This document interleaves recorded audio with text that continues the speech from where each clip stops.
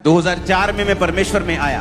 2004 में आने के बाद आपको वो स्टोरी पता है कि लोग हील हो रहे हैं, अच्छा लंगड़े चल रहे हैं, अंधे देख रहे हैं, लेकिन आपको ये नहीं मालूम कि ये हीलिंग मिनिस्ट्री जिसको आप हीलिंग मिनिस्ट्री बोलते हो, इसकी शुरुआत ऐसे हुई कि परमेश्वर ने मुझे कितने साल चंगा नहीं किया, मैंने बिना चंगियाई के इस सेवकाई को शुरू किया। डिप्रेशन डबल हो गया था 2005 में परमेश्वर में आने के बाद, बपतिस्मा लेने के बाद, पवित्र आत्मा से भरने के बाद। लेकिन पवित्र आत्मा ने कहा मेहनत कर, क्योंकि मसीह में की गई मेहनत व्यर्थ नहीं। ये वचन मुझे छू गया, क्योंकि जब मेंटली अपसेट के अटैक, डिप्रेशन के अटैक होते थे तो 6-6 घंटे मुझे बाइबल पढ़नी पड़ती थी।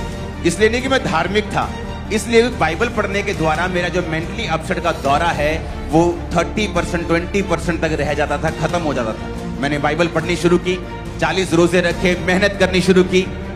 2005 में जब मेरा आई थिंक 5वीं बार या कितनी बार 40वां रोजा था, परमेश्वर ने उस डिप्रेशन से आजाद किया। आज तक वो डिप्रेशन वापस नहीं आया। 2005 में डिप्रेशन से आजाद होने के बाद मैं सेवा करने लगा और मेरा बिजनेस फलवंत होने लगा।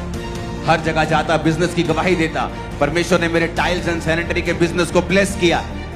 एक दिन पंजाब में दंगे हुए, एक रिलीजियस पर्सनैलिटी को, एक रिलीजियस गुरु को फॉरेन कंट्री में मार दिया गया। और वहां पर जब दंगे शुरू हुए तो मेरा घर उसी एरिया में था, और वहां पर जब आग लगा दी गई मेरे बिजनेस को उन लोगों के द्वारा, हमारी आंखों के सामने लाखों रुपए के गडाउन्स का लाखों रुपया हमारी आंखों के सामने चला। और शैतान कहता अब दे गवाही। अब मुझे सोचना था कि मैं आगे जाना चाहता हूं या मुझे कुछ अपना तरीका अपनाना है। लेकिन पवित्र आत्मा ने कहा सब बातें मिलकर भलाई को पैदा करती हैं, क्या तू अब ये विश्वास करता है? मैंने कहा हाँ मैं करता हूं। जो चर्च मेरे पास आने लगी, लोग आने लगे, ओ पास्टर जी बड़ा बुरा हुआ, हमें बड़ा अफसोस है, आपका करोड़ों का नुकसान हो गया। मैंने कहा क्यों अफसोस कर रहे हो? जब अगर वचन कहता है कि सब बातें मिलकर भलाई पैदा करती, क्यों अफसोस कर रहे हो? मैंने कहा मुझे कोई अफसोस नहीं।